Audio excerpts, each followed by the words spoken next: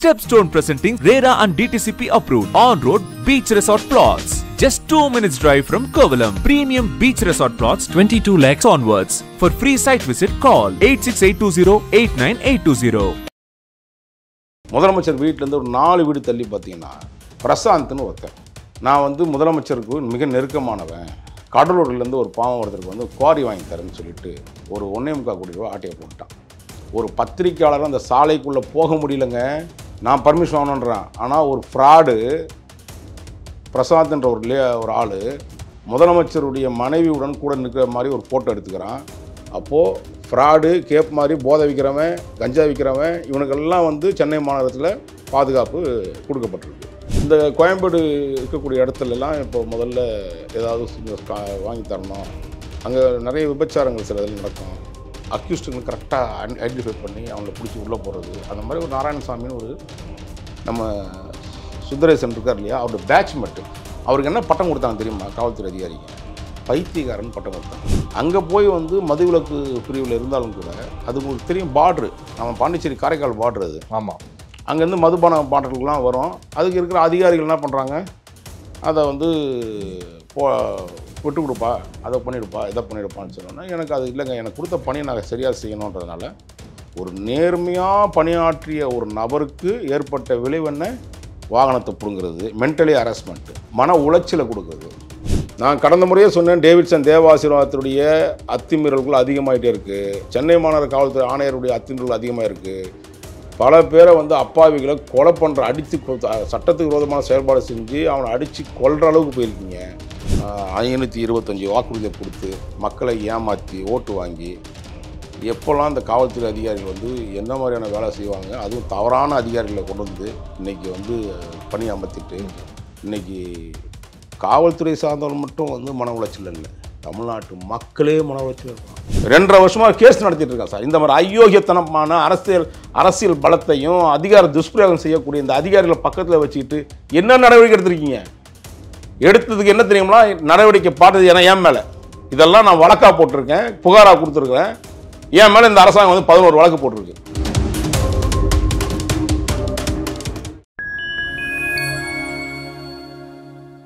Fine time media நேயர்களுக்கு வணக்கம். நான் உங்கள் சையத் துஹன். நம்ம சிறப்பு நிகழ்ச்சியில் நம்மோடு இணைந்திருக்கிறார் மதிப்பிற்குரிய பத்திரிகையாளர், விசில் ப்ளோயர் திரு வராகி அவர்கள். வணக்கம் சார். வணக்கம் சகோதரா. மயிலாடுதுறை மதுவிலக்கு அமலாக்க பிரிவு துணை கண்காணிப்பாளராக பணியாற்றிய சுந்தரேசன் அவர்கள் இப்பவும் அதே போஸ்டிங்லாம் இருக்காரு. பட் இருந்தாலும் அவர் வைக்கிற இப்போதைய சார்ஜ் என்பது பார்த்தீங்கன்னா தமிழ்நாட்டு அரசியலில் பெரும் புயலை கிளப்பி இருக்கிறது. குறிப்பாக காவல்துறை வட்டாரத்திலேயே பார்த்தீங்கன்னா என்னங்க, ஒரு டிஎஸ்பியே இவ்வளோ தூரம் ஒரு சார்ஜ் வைக்கிறாரு, ஆனால் எஸ்பி அது மாதிரிலாம் நடக்கல அப்படிங்கிறாரு. ஏடிஜிபி ஐஜி வரைக்கும் பல புகார்கள்லாம் சொல்கிறாரு. தைரியம் இருந்தால் என்னை கூப்பிட்டு எல்லாம் விசாரிங்க, நான் எல்லாத்துக்கும் பதில் சொல்ல தயாராக இருக்கேன் அப்படிங்கிறாரு. ஏன் இன்னும் விசாரிக்காமல் இருக்காங்க அப்படிங்கிறதுல மக்களும் இப்போ கேள்வி கேட்க ஆரம்பிச்சிட்டாங்க. ஏடிஜிபி டேவிட்சன் தேவாசீர்வாதம், அதன் பிறகு ஐஜி செந்தில் வேலன், இவங்க மேல குற்றச்சாட்டு முன்வைத்தார் எஸ்பி ஸ்டாலின். உண்மையில் மயிலாடுதுறை டிஎஸ்பி சுந்தரேசன் விவகாரத்தில் என்ன நடந்தது? பாதிக்கப்பட்ட ஒரு மனிதர் தமிழ்நாட்டில், நான் இந்த காவல்துறையில் ஒரு 30 வருஷமாக அந்த பத்திரிகையாளர்களாக காவல்துறையில் இருக்கக்கூடிய அதிகாரிகளை பற்றி நான் தொடர்ந்து பேசிட்டு வரேன். காவல் பணி என்பது இந்த நாட்டினுடைய தேசத்தை காப்பதற்கு எப்படி இராணுவ வீரர்கள் முக்கியமோ, நம் தமிழ்நாட்டை காப்பதில் அதே போல் ஒரு மாநிலத்தை காப்பது ஒரு காவல்துறையினுடைய மிகப்பெரிய பங்களிப்பு உண்டு. நாம் இரவு நேரங்களில் இப்போ சென்னை மாநகரம் எடுத்துக்கங்க, இல்லை தமிழ்நாடே எடுத்துப்போம், ஒரு 8 கோடி பேர் மக்கள் இருக்கிறாங்க. 8 கோடி மக்களையும் தமிழ்நாடு முழுக்க இருக்கக்கூடிய 1.5 லட்சம் காவல்துறையினர் தான் பாதுகாப்பு கொடுக்குறாங்க. லட்ச கண்கள் உறங்கியிருக்க, சில 1000 கண்கள் விழித்திருக்கு. அப்போ நம்ம அந்த காவல்துறை அவர் அதோடைய அவ்வளோ காவல் தெய்வமாக நம்ம சந்திக்கணும். நம்மளாம் நினச்சி பார்க்கணும். காவல் தெய்வம், காவலர்கள்லாம் நம்மளுடைய காவல் தெய்வமாக பார்க்கணும். இன்றைக்கி நான் ஒரு இடத்துக்கு போயிருக்கும்போது, அப்போது சென்னை மாநகர காவல்துறைக்கு உட்பட்ட இடம்தான். முதலமைச்சர் வீடு பகுதியில், அவர் முதலமைச்சர் வீட்டுக்கு தெரியுமா, செனட்டாப் ரோட்டில், அதுலேருந்து 2 தெரு தள்ளி போகிறேன். சித்தரஞ்சன் சாலைக்கு அடுத்து 2 தெரு தள்ளி போகிறேன். அங்கே போன உடனே காவல்துறை அதிகாரி, ஒரு காவலர் மடக்கிறார் காரை. சார் இது உள்ளே போக முடியாது, நீங்கள் யாரை பார்க்கணும்? ரோட்டில் போயிட்டுருக்கேன், நம்ம அடைக்கி யாருக்கு பார்க்கணுன்னு சொல்கிறீங்க? யாருங்க நீங்கள்? என்னங்க தனியாமல் இருக்குது? முதலமைச்சர் வீடு அந்த பக்கம் இருக்குது, நான் 2 தெரு தள்ளி நிற்கிறேன், எனக்கு போய் பார்க்கணுன்னா யாரை பார்க்கணும் என்ன கேட்குறீங்க? இல்லை சார் இங்கே வந்து கேட்டுட்டு தான் போகணும், யார்கிட்ட அனுமதி வாங்கணும்? யார்கிட்டங்க அனுமதி வாங்கணும்னு சொல்லுங்கள். இந்த சாலையில் நடக்கிறதுக்கு காருக்கு வரி கட்டியிருக்கோம், ரோட் டேக்ஸு, டிரைவர் லைசன்ஸ் வச்சுருக்காரு, நான் ஒரு பத்திரிக்கையாளர், இவ்வளோ சாலையில் நடப்பதற்கு வந்து பர்மிஷன் வாங்கணும்னு சொல்கிறது யார்கிட்ட வாங்கணும்? உங்கள் சென்னை மாநகர காவல் ஆணையர் அருண்ட்டியா அப்படின்னு கேட்டேன். இல்லை சார் இங்கே வந்து இந்த தெருக்குள்ளேயே ஒரு சுற்றி இருக்கிற 4 தெரு, முதலமைச்சர் இருக்கிற 4 தெருக்குள்ளே யாரும் அனாவசியமாக உள்ளே போக முடியாது. அப்போ அந்த இல்லத்து வாசிகள்லாம் இருக்காங்கல்ல, பக்கத்து வீடு அக்கத்து வீடு சொந்தக்காரன் மாமா மச்சான் ஃப்ராடு இல்லைங்களா? ஏன் இந்த ஃப்ராடுன்னு வார்த்தை சொல்கிறேன்? முதலமைச்சர் வீட்டிலேருந்து ஒரு 4 வீடு தள்ளி பார்த்தீங்கன்னா பிரசாந்த்னு ஒருத்தன், நான் வந்து முதலமைச்சருக்கு மிக நெருக்கமானவன், முதலமைச்சருடைய மனைவி அம்மையார் துர்கா அம்மையாருக்கு வந்து நெருக்கமானவன், மாப்பிள்ளை சபரிஸ் அவர்களுக்கு நெருக்கமானவன் அப்படின்னு கடலூர்லேருந்து ஒரு பாவம் ஒருத்தருக்கு வந்து குவாரி வாங்கி தரேன்னு சொல்லிட்டு ஒரு 1.25 கோடி ரூபா ஆட்டையை போட்டான். வேறு 1.25 கோடியை ஆட்டையை போட்டான். எல்லாருடைய படமும் கூட நான் படத்தை அனுப்புகிறேன் உங்களுக்கு. நீங்கள் இப்போ விஷுவல் போகும்போது அந்த படத்தெல்லாம் வச்சிங்கன்னா தான் இவன் யார், கேடியா கேப் மாதிரியா முச்சத்தனம் உள்ள மாதிரியான்றது மக்களுக்கு தெரியணும்ல. ஒரு பத்திரிக்கையாளரும் அந்த சாலைக்குள்ளே போக முடியலங்க, நான் பர்மிஷன் வாங்கணுன்றேன். ஆனால் ஒரு ஃப்ராடு பிரசாத்ன்ற ஒரு ஆள் முதலமைச்சருடைய மனைவியுடன் கூட நிற்கிற மாதிரி ஒரு ஃபோட்டோ எடுத்துக்கிறானோ இல்லை அவன் சொந்தக்காரன் சொன்ன மாதிரி அவங்க அம்மா வந்து ஒரு காங்கேயம் பக்கத்தில் ஏதோ மகளிர் அணியில் இருக்கான் திமுகவில். சபரீசன் முதலமைச்சருடைய மருமகன் சபரீசன் அவர் கூட ஃபோட்டோ எடுத்துருக்கிறான். நிறைய வந்து முதலமைச்சருக்கும் சபரீசனுக்கும் எனக்கும் நம்பர் உறவு இருக்குன்னு ஒரு ஆடியோ ஒன்று சொல்கிறான். எனக்கு ஆச்சரியமாக இருந்துச்சு இன்றைக்கி. ஏங்க பணத்தை எங்கடா கொடுத்தீங்கன்னு நான் கேட்டேன் ஏமாந்தவங்கள. அவருடைய வழக்கறிஞர் என்கிட்ட பேசினார். அந்த வழக்கறிஞர் கடந்த வாரம் என்கிட்ட பேசினார். யார்கிட்ட பணம் கொடுத்து ஏமாந்தாங்க அப்படின்னா, இல்லை அந்த பிரசாத் என்ற நபர்கிட்ட ஏமாந்தேன். எங்கேயா கொடுத்தீங்கன்னா, முதலமைச்சர் வீட்டுக்கு 4வது வீட்டில் கொடுத்தேன்றான். முதலமைச்சர் 4வது வீட்டுக்குன்னா நீ கேட்க முடியாது. அந்த வீட்டில் போய் கேட்டால், சார் அங்கே போலீஸ்லாம் இருக்காங்க சார். அப்போது ஃப்ராடு கேப் மாதிரி போதை விற்கிறவன் கஞ்சா விற்கிறவன் இவனுக்கெல்லாம் வந்து சென்னை மாநகரத்தில் பாதுகாப்பு கொடுக்கப்பட்டிருக்கு. புரியுதுங்களா? உண்மையாகவே பாதுகாப்பு கொடுக்கப்பட்டிருக்கா, இல்லை அந்த இருக்கிற அங்கே இன்னும் சாலை ஓரத்தில் நிற்கிற போலீஸை வந்து மிஸ்யூஸ் பண்ணி அவன் வைக்க வச்சுருக்கானா? சந்தேகம் வரும்ல. நான் பாருங்கள், இன்றைக்கி நான் வந்து ஒரு சேனலில் பேசுறதுக்காக போகிறேன். அந்த சாலையில் எனக்கு போகக்கூடாதுங்க, எனக்கு பர்மிஷன் வாங்குன்னு சொல்கிறான். சார் அந்த இல்லத்தவாசிகளாம் என்ன பண்ணுவான் பக்கத்தில் இருக்கவங்களான்னா, இங்கே நெருக்கடி தான் சார். நான் உடனே அவங்க ஒரு 5 நிமிஷம் நின்று பார்த்துட்டு யார் என்ன பண்ணுறதுன்னு பார்த்தா பக்கத்தில் விசாரித்தேன். சார் நீங்களா பத்திரிக்கையாளர்னு சொல்லிட்டு இருக்கீங்க, என் வீடு இங்கே தான் இருக்குன்னு. இந்த மாதிரி எங்கள் கூட இருக்கவங்க எவனுமே இந்த வீட்டுக்குள்ளே போகிறதுக்குள்ளே நாங்கள் சில நேரங்களில் பிஸ்னஸ் முடிச்சுட்டு, ஏன்னா அது ஒன்றும் சாதாரண இடம் கிடையாது, எல்லாம் பெரிய பணக்காரர்கள் இடத்துல தான் முதலமைச்சர் குடியிருக்காரு. நாட்டுடைய மிகப்பெரிய கோட்டீஸ்வரில் அவர் ஒரு ஆள் இல்லையா நம்ம முதலமைச்சர். அதனால் வந்து அவங்க வீட்டில் இருக்க அந்த தெருவில் போகிற மக்களுக்கு அவ்வளோ இடைஞ்சல் இருக்குங்க இந்த நாட்டில். நான் ஏன் இதை சொல்ல வரேன் அப்படின்னா, ஒரு ஃப்ராடு பண்ணுறவன், சீட்டிங் ஆட்டையை போடுறவன் உங்களோட தொடர்பில் இருக்கிறான். யார்? முதலமைச்சர் குடும்பத்தோட தொடர்பில் இருக்கான். அவனுக்கு எந்த விதமான கேள்வியும் எழுப்புறதில்லை. ஒரு பத்திரிக்கையாளர் அந்த கடந்த சாலையை கடந்து போகிறதுக்கு நான் கமிஷனர்கிட்ட அப்பாயின்மெண்ட் வாங்கணுமா, இது பர்மிஷன் வாங்கணுமா, டிசி கூப்பிடு, எம்பி அவரை கூப்பிடு, அவர் இவரை கூப்பிடுன்ற ஒரே கலப்புறமாக்குறாங்க. சரி என்ன பண்ணுறது? பாவம் அந்த காவல்துறை அதிகாரிகளை பற்றி நம்ம ஒன்றுமே சொல்ல முடியாது. ஏன்னா காவலர்கள் வந்து ரொம்ப ரொம்ப ரொம்ப ரொம்ப மன உளைச்சல் இருக்காங்க. அந்த கோபத்தெல்லாம் ஒன்று மனைவி குடும்பத்தார்கிட்ட காட்டுவான், இல்லைன்னா நம்ம மக்கள்கிட்ட காட்டுவான். இதுதான் அவனுடைய நிலைமை. அந்த மாதிரி இன்றைக்கி தமிழ்நாட்டில் மன உளைச்சலிலே பல காவல்துறை அதிகாரிகள், நான் உதாரணத்துக்கு நான் 2-3 பேர் என்னென்னா இப்பயே சொல்ல முடியும். இதே சென்னை மாநகரத்தில் கோயம்பேட்டில் நாராயணசாமின்னு ஒரு இன்ஸ்பெக்டர், அவர் ஒரு நேர்மையான அதிகாரி.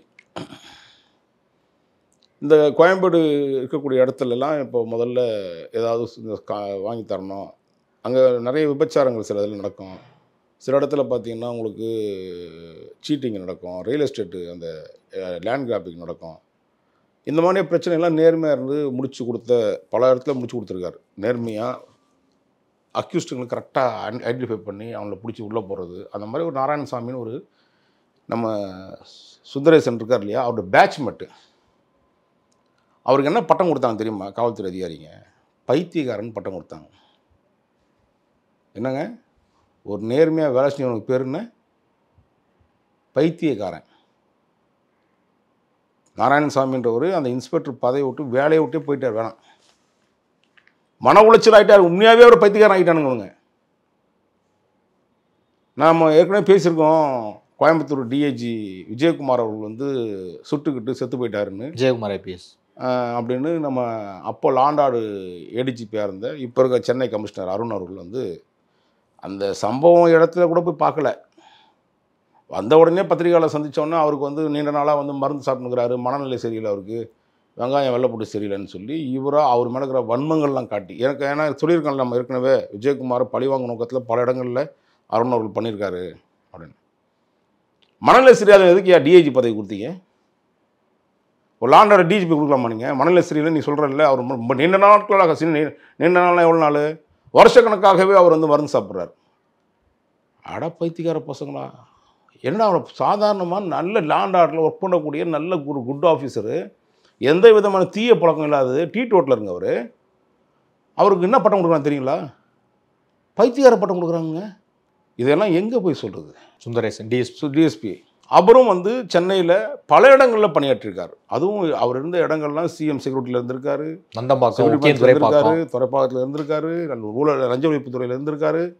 ஏண்டா இந்த இடத்துலலாம் கை நீட்டாத ஒரு ஆள் அங்கே போய் வந்து மதுவிலக்கு பிரிவில் இருந்தாலும் கூட அது உங்களுக்கு தெரியும், பார்ட்ரு நம்ம பாண்டிச்சேரி காரைக்கால் பார்ட்ரு அது. ஆமாம், அங்கேருந்து மதுபான பாட்டில்கள்லாம் வரும். அதுக்கு இருக்கிற அதிகாரிகள் என்ன பண்ணுறாங்க, அதை வந்து விட்டு கொடுப்பா, அதை பண்ணிவிடுப்பா, இதை பண்ணிவிடுப்பான்னு சொன்னோன்னா எனக்கு அது இல்லைங்க, எனக்கு கொடுத்த பணியை நான் சரியாக செய்யணுன்றதுனால ஒரு நேர்மையாக பணியாற்றிய ஒரு நபருக்கு ஏற்பட்ட விளைவு என்ன? வாகனத்தை பிடுங்கிறது, மென்டலி ஹராஸ்மெண்ட்டு, மன உளைச்சலை கொடுக்குறது. நான் 2 நாட்களாக சொல்லிகிட்டே இருக்கேன், அவர் கண்டிப்பாக பைத்தியக்காரன் ஆகிடுவானுங்க. அப்படி இல்லைன்னா வந்து அவர் கீழே வேலை செய்யவங்கள விட்டு ஒன்று உமன் ஹராஸ்மெண்ட் கேஸ் போடுவானுங்க.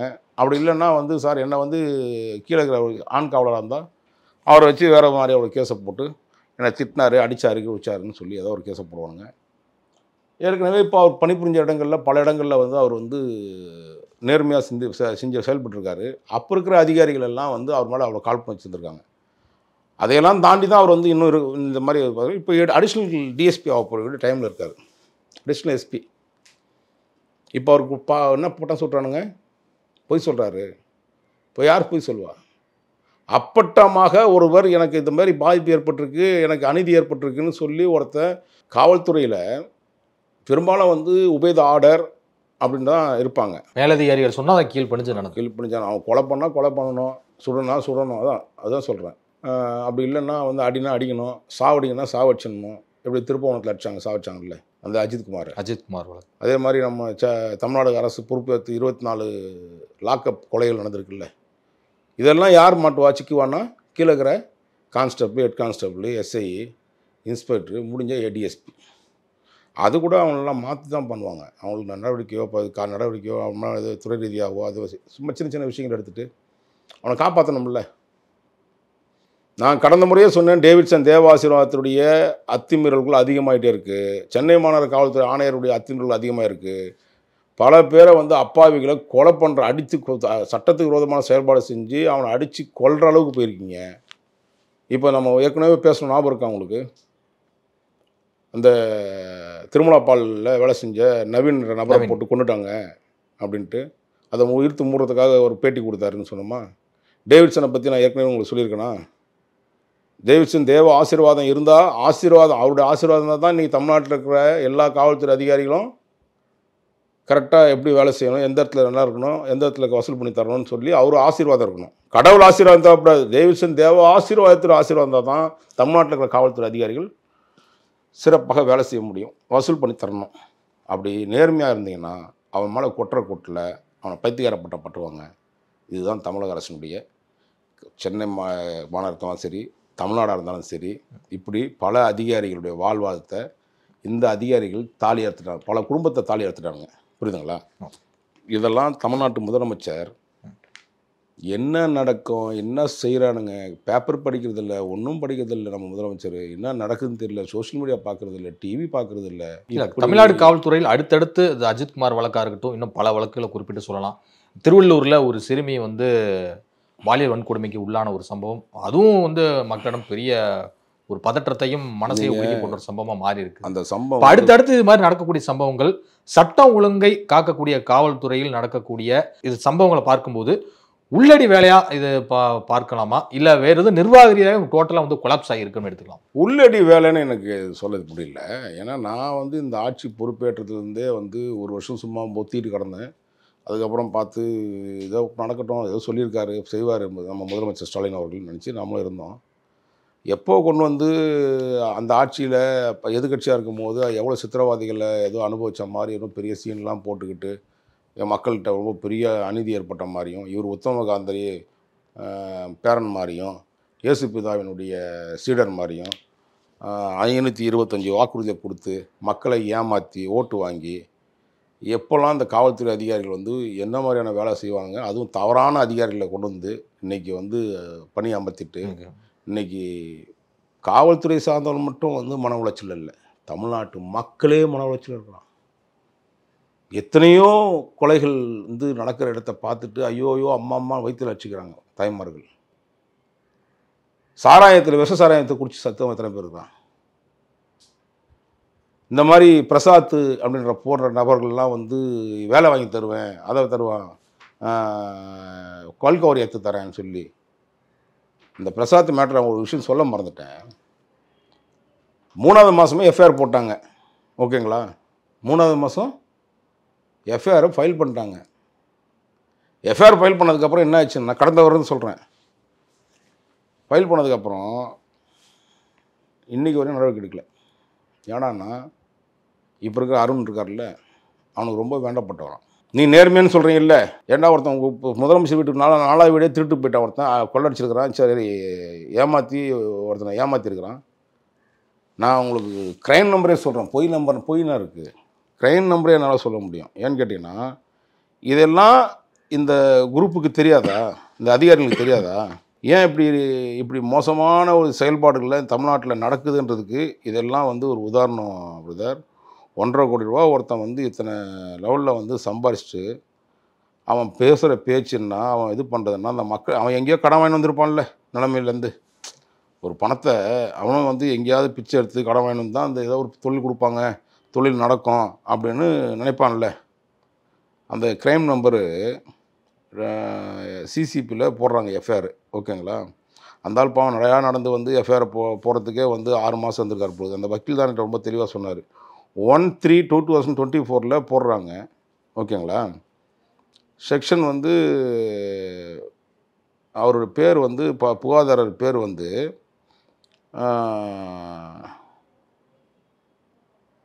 எங்கேருந்து வராருன்னா பன்ரோட்டிலேருந்து வரார், கடலூர் டிஸ்ட்ரிக்ட் பன்ரோட்டிலேருந்து அவர் வந்து வராரு. இந்த மாதிரி இதை திருட்டு பசங்களுக்கெல்லாம் முதலமைச்சர் வீட்டு பக்கத்தில் இருக்கிறாங்கன்னா இந்த சீட்டிங் பார்ட்டியெல்லாம் அவெல்லாம் என்ன நிலைமையில் வந்திருப்பான்னு நினச்சி பாருங்க பிரதர். புரியுதுங்களா? இவன் வந்து இந்த மாதிரி ஒரு விஷயம் வந்து முருகன் அவர் பேர், யார் புகாதார பேர் முருகன், அப்பா பேர் பழனிவேலு. சிசிபியில் வந்து 2024 வந்து EDF 3 ACOP 2024 இது நடந்திருக்குது. புகார் மனு வந்து E6807-685 2024. க்ரைம் நம்பர் வந்து 17DC CCP அப்படின்னு ஒரு இது. அந்த ஆணையர் அலுவலகத்துக்கு வந்தால் நடந்து டயர்டாயிட்டார் அந்த வக்கீல். இதுக்கப்புறம் வேலை செய்யாதரா, ஏன்னா அவனுக்கு முதலமைச்சர் வேண்டப்பட்டவனு, சிஎம்க்கு வேண்டப்பட்டவனு சொல்கிறது மட்டும் இல்லை, சென்னை மாநகர காவல்துறை ஆணையருக்கும் வேண்டப்பட்டவரான். எப்படி நடவடிக்கை எடுப்பார் சொல்லுங்கள்? எங்கள் முதலமைச்சர் 4வது வீட்டில் இருக்கிறாங்க. இப்போ காவல்துறை நிலைமை என்னவாக இருக்குன்றதை தயவு செய்து கொஞ்சம் நீங்கள் அதை வந்து திங்க் பண்ணணும். அது மட்டும் இல்லை, தமிழ்நாடுடைய நிலைமை என்ன இருக்குது, ஒவ்வொரு காவல்துறை அதிகாரிகளும் என்ன மாதிரியான கொடுமைகள் அனுபவிச்சிருக்காங்க, மக்கள் என்ன மாதிரி கொடுமை அனுபவிச்சிருக்காங்க அப்படின்னு பார்த்தா, இந்த சிறுமி திருவள்ளூர் மேட்டரில் அவங்க அம்மாவுக்கு அப்படி கதறாங்க, ரொம்பவே பார்க்கவே பரிதாபமாக. சார் எல்லார் வீட்டு மனசுலையும் ஒரு வலி இருக்கும் சார். பொம்பளை பிள்ளைங்களை போய் கொண்டு போய் சேர்த்து நிம்மதியாக வாழ வைக்க மாட்டோமான்னு. எங்கேயாவது கடனை உடனே வாங்கி ரித்தனையா மாதிரி அவங்க அப்பா வந்து கஷ்டப்பட்டு எடுத்துன்னு போய் பெரிய பணக்காரன் மாதிரி நினச்சிக்கிட்டு அவனை கல்யாணம் பண்ணி கொடுத்தா அவன் வந்து ஒரு ஹராஸ்மெண்ட் பண்ணி அந்த பொண்ணை தற்கொலை பண்ணிக்கிற அளவுக்கு உருவாக்கிட்டான். அந்த அம்மா அவர் கம்ப்ளைண்ட் கொடுத்துட்டு அவர் படாத பாடுபட்டுனுக்கிறார். பெத்த பிள்ளைய காப்பாற்றவும் முடியல, அந்த சம்மந்தப்பட்டவனை நடவடிக்கை எடுக்கவும் முடியல. சிறையில் தானே இருக்காங்க இப்போதானங்க. அது எவ்வளோ வலியுறுத்தல் இருந்துச்சு. என்னங்க நீங்கள் வந்து இங்கே வந்து சோஷியல் மீடியா இல்லை, ஊடகம் இல்லை அப்படின்னா ஒரு சில ஊடகங்கள் நல்ல, இந்த ஊடகங்கள்லாம் பெரிய பெரிய மோசமான நிலைமைக்கு போயிட்டாங்க. இவங்கெல்லாம் வேறு லெவலுக்கு போயிட்டாங்கன்னு வச்சுங்களேன். வேறு ஒரு ஆட்களுக்கு இருக்கக்கூடிய இது கூட ஊடகங்கள் ரொம்ப பெரும்பாலும் இப்போது எல்லாம் ஆளுங்கட்சிக்கு சால்ரா அடிச்சுட்டு நிற்கிறானுங்க. அந்த அவருடைய போராட்டம் தெரிந்தால் ரித்தேனியா மேட்ரு நடந்துச்சு சார். ஒவ்வொரு இடத்துலையும் தமிழ்நாட்டில் நடக்கிற மாதிரி இப்போ இந்த திருவள்ளூர் மேட்டரில் கண்ணுக்கு தெரிஞ்சிச்சு, நம்ம பார்த்துட்டோம். ஒரு வீடியோ ஃபுட்டேஜ் இருந்து அந்த அம்மா அந்த குழந்தைய தூக்கிக்கிட்டு, சின்ன வயசுக்குள்ள தூக்கிக்கிட்டு போலீஸ் ஸ்டேஷனாக ஏறுது, மருத்துவமனையாக ஏறுது. எவனுமே வந்து இதில் நடவடிக்கை இல்லை சார். என்ன சார் அவனுக்கு காவல்துறையில் வேலை பார்க்குறானுங்க? அந்த எஸ்பி என்ன பண்ணிகிட்ருக்காரு? எங்கேயா உட்காந்து சரிச்சிட்ருக்காரா? என்ன வேலை நடக்குது? ஏன்னா ஒருத்தர் பாதிக்கப்பட்டிருக்கான், அவனுக்கு புகாரை வாங்கி எஃப்ஐஆர் போட்டு அவனை ரிமாண்ட் பண்ணி அவனை முட்டி. இப்போ நீங்கள் மற்றவங்களாம் திரும்பி பொய் வழக்கில் துப்பாருக்குன்னு சுற்றுறீங்க, சொல்கிறீங்களா? நீங்கள் சொல்கிறீங்கல்ல, இன்னொரு ரவுடிகிட்ட காசை வாங்கிட்டு இன்னொரு ரவுடி சொல்கிறீங்கல்ல, சொல்கிறாங்களா இல்லையாங்க? இல்லை, தற்காப்புக்கு தானே என்கவுண்டர் பண்ண. ஏங்க இன்னொரு ரவுடி பையனை காப்பாற்றுறதுக்கு இன்னொரு ரவுடி பையனை போக சொல்கிறாங்க. உங்களுக்கு தெரியாதா? உங்களுக்கு அந்த காக்கா தப்பு பாலாஜிக்கு என்ன கதை தெரியாதா? உங்களுக்கு என்ன நடந்துச்சுன்னு? இவன் அந்த பையன் சிசிங் ராஜாலாம் அவன் ஒருத்தர் ஒரு ஆள் திருவேங்கடம். அது திருவேங்கடத்துக்கு முன்னாடி கொம்பன் ஜெகன், சண்டே சதீஷுங்க. அவங்க 3 பேர் செத்தான் தெரியுமா உங்களுக்கு? மதுரை சரவணன், முத்து சரவணன். அதுக்கு எது தரப்ப யார்கிட்ட வாங்குறாங்க காசு? சந்தன கட்டை கடத்துறான்ல சாண்டல்வுட்டு, பெரிய யோகி மகான் ஒருத்தன் சொல்லிட்டு சுற்றுவான்ல, பிஜேபியில் ஒரு ஆள் இருக்கானுங்க. அவங்ககிட்ட காசை வாங்கிட்டு மிளகாப்பொடி வெங்கடேசன் ஒருத்தன், அவன்கிட்ட காசை வாங்கிட்டு இவனை போட்டு தள்ளிட்டானுங்களா? ஏன்னா அவன் வண்டவாளம் எல்லாம் ஃபுல்லாக தெரியும், வீடியோலாம் ஆடியோலாம் இப்போ நம்ம வெளியிட்ருக்கோம்.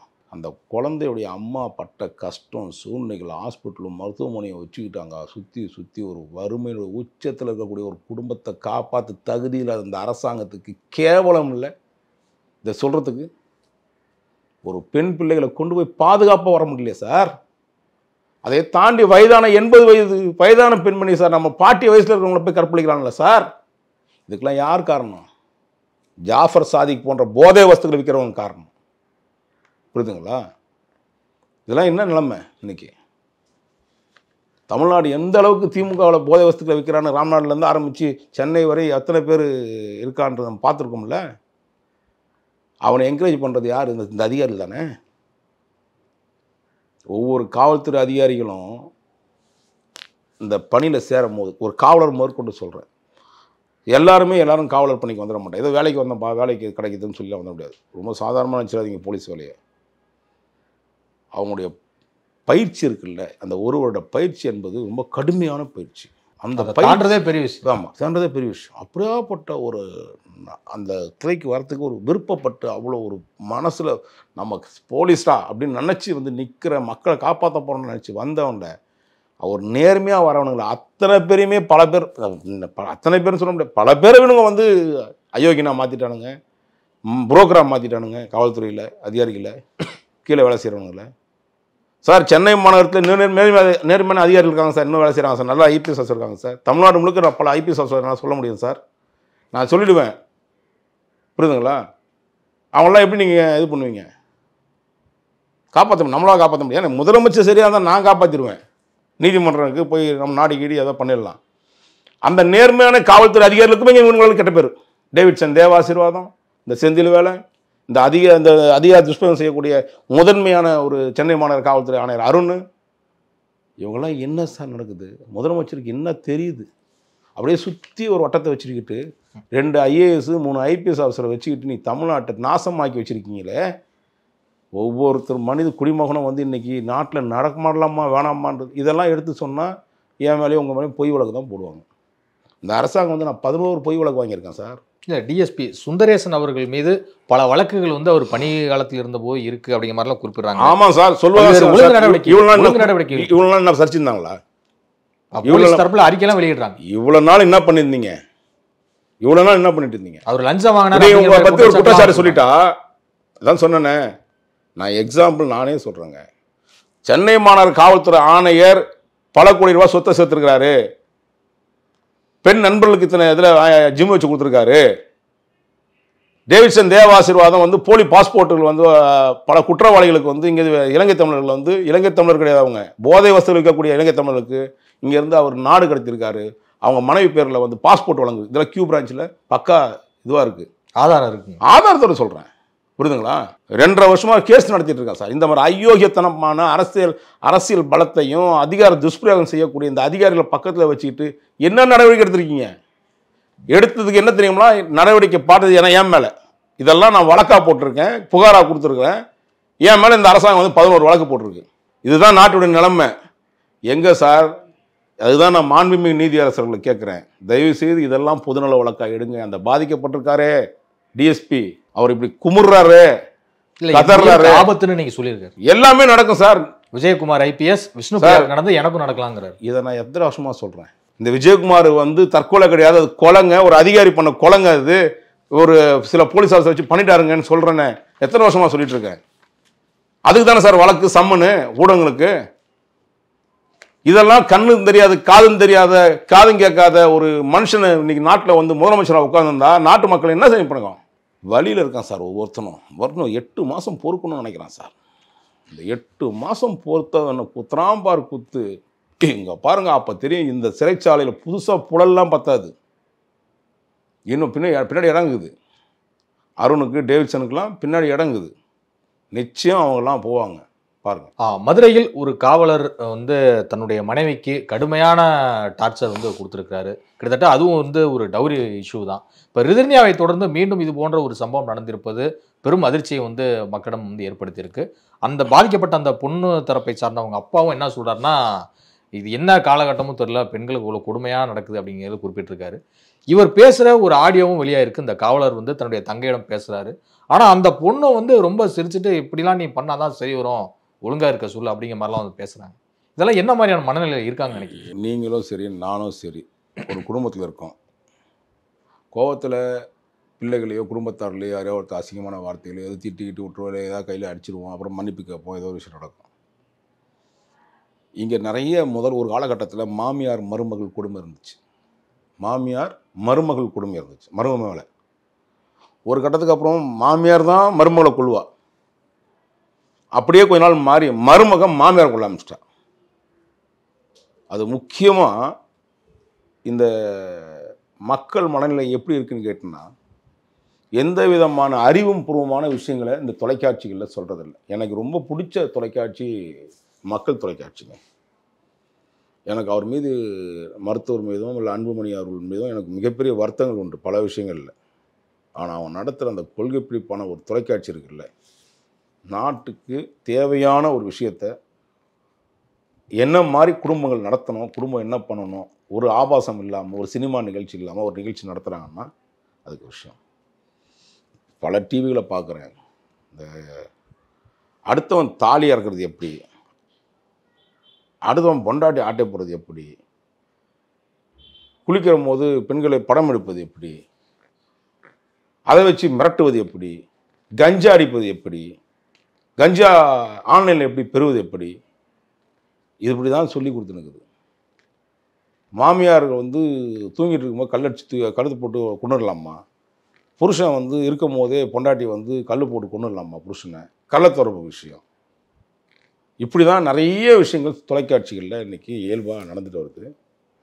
மக்கள் வந்து அதை ரசிக்கிறாங்க. வீடு குடும்ப பிரச்சனைகள், குடும்பத்தில் அந்த பொண்ணு பாதிச்சிருக்கலாம், இவங்களும் கணவனும் பாதிச்சிருக்கலாம், அவன் தங்கச்சியும் பாதிச்சிருக்கலாம், ஏதோ ஒரு வார்த்தைகள் விட்டுருப்பாங்க. இதை மனிதாபின் அடிப்படையில் சால்வ் பண்ண வேண்டியது வந்து அந்த குடும்பத்தினுடைய தலைவனுடைய வேலை. எல்லார் வீட்லேயும் இருக்கும் சார் பிரச்சனை. காவல்துறை அதிகாரி வீட்லேயும் இருக்கும், சராசரி இருக்கக்கூடிய காவலர் வீட்லேயும் இருக்கும். கடவுளுக்கே இருக்காதா சார்? இல்லையா? வரலாற்றில் பார்த்துருக்கீங்களா? திருவிழாவில் பார்த்துருக்கீங்களா என்ன டார்ச்சர்லாம் சிவபெருமான் அனுபவிச்சாருன்னு? அது மாதிரி வந்து இதெல்லாம் மக்களுடைய மனநிலை வந்து இந்த தொலைக்காட்சியில் வரக்கூடிய சில கேவலமான சீரியல்கள் இது ரொம்ப ஈஸியாக போய் வீட்டில் போய் சேர்ந்துடுது சார். நீங்கள் படம் தேடி போய் பார்க்க வேண்டியது, படம் தேட்டரில் போய் பார்க்க வேண்டியது இல்லை, நேராக நீட்டாக வீட்டுக்கு வந்துடுது. அவளை அழிக்கலாமா, இவளை அழிக்கலாமா, இதுதான் இன்றைக்கி நாட்டு நடப்பு. அவங்க நல்ல விஷயத்தை தொலைக்காட்சிகள் சொல்கிறது இல்லை. ஏன்னா அது ஏன் தொலைக்காட்சி குறிப்பிட்டு சொல்கிறேன்னா, இவங்க தான் பல நேரங்களில் பெண்மணிகள் வீட்டில் இருக்கிறதுக்கு வேலைக்கு போகிற பெண்மணிகள் இருக்காங்க. நைட்டு வந்தவொடனே டிவி சீரியலில் இன்றைக்கி இதை பார்க்கணும், நான் பேரெல்லாம் சொல்ல விரும்பல. அந்த சீரியல்லாம் பார்த்தா நம்மளே வந்து கண்ணில் இருந்து டேரக்டர் கொண்டுடலாமான்னு இருக்கும். இப்படியாடா படம் எடுப்பீங்க, டே உங்கள் குடும்பம் இப்படி நாசமாக போகிறதுக்கு இல்லாமல் மற்றவங்க குடும்பத்தையும் நாசம் பண்ணிட்டுருக்கீங்க இந்த டேரக்டர்ஸுங்க, கதாசிரியர்களும். அதுக்கு இந்த டிவி நிறுவனங்களும் இதுக்கு துணை போகுது. இந்த சித்திரவாதை என்பது வந்து ஒன்றும் அங்கே இல்லை இங்கேன்றதுலாம் கிடையாது. தமிழ்நாடு முழுக்க அந்த பிரச்சனைகள் எங்கேன்றது நடக்க தான் செய்யுது குடும்பத்தில். என்ன பல பிரச்சனையும் வெளியே வரதில்லை, ஏசி அறைக்குள்ளே விட்டு. ஒரு காவல்துறை அதிகாரி பெண் அதிகாரி சொன்னாங்க என்கிட்ட, ஒரு ஐபிஎஸ் ஆஃபீஸர் 2 பேர் 2 கேடரு கல்யாணம் பண்ணிக்கிறேன்னு சொல்லிட்டு 3 முறை அந்த அம்மாவை கர்ப்பமாக்கியிருக்கான். எனக்கு எவ்வளோ கொடுமையாக இருக்கும் பஸ் பாருங்க. அது அந்த ஐபிஎஸ் அதிகாரி ஒரு பொம்பளை பொறிக்கு நான் பல இடங்களில் சொல்லியிருக்கேன், நானே சொல்லியிருக்கேன். எனக்கு தான் நேற்று தான் தெரிய வந்தது, இந்த மாதிரி 3 வாட்டி அந்த அம்மாவை வந்து படிக்கிற அந்த ட்ரைனிங் இருக்கிற காலகட்டத்திலேயே செஞ்சுருக்கான். இந்த மாதிரி அயோக்கியர்கள் தான் இந்த நாட்டை அரசாங்கம் வந்து ஏற்றுக்குது. இவனுங்க சரியாக இருந்தால் ஏன் சார் கீழே இருக்கவங்க சரியாக இருக்கப்படுறாங்க? இந்த கோயம்பேடு டிசி அதிவீரபாண்டியனை பற்றி கடந்த நாங்கள் வந்து 3-4 வருஷமாக சொல்லிட்டு வரேன், அவன் பெரிய பொம்பளை பொறிக்காவன்ட்டு. இன்றைக்கி வீரலட்சுமின்னு ஒரு பெண்மணி இருக்குல்ல, சீமான் அவர்கள் மேலே புகார் கொடுத்துச்சு. இப்போ கத்துது கதறுது, ஐயோ என்னை இப்படிலாம் பண்ணா அப்படிலாம் பண்ணா, குழந்தைய கூப்பிட்டு போனேன், அங்கே பண்ணிட்டான், இந்த மாதிரிலாம் வந்து வார்த்தையால் அசிங்கப்படுத்தினான், கைது பண்ணான் அப்படின்னு சொல்லுது. தலைவன் சரியாக இருந்தால் தான் சார் தொண்டனும் சரியாக இருப்பான். இந்த நாட்டை ஆளக்கூடிய தலைவனே நல்லவனாக இருந்தால் தான், நல்லது சொல்லி கொடுத்தா தான் இவன் மக்களுக்கு போய் நன்மை சேரும், இல்லைன்னா தீமையில் தான் முடியும் அப்படின்னு என்னோட கருத்து. இதுவரை உங்கள் பல்வேறு கருத்துக்கு நன்றி சார். நன்றி. வணக்கம்.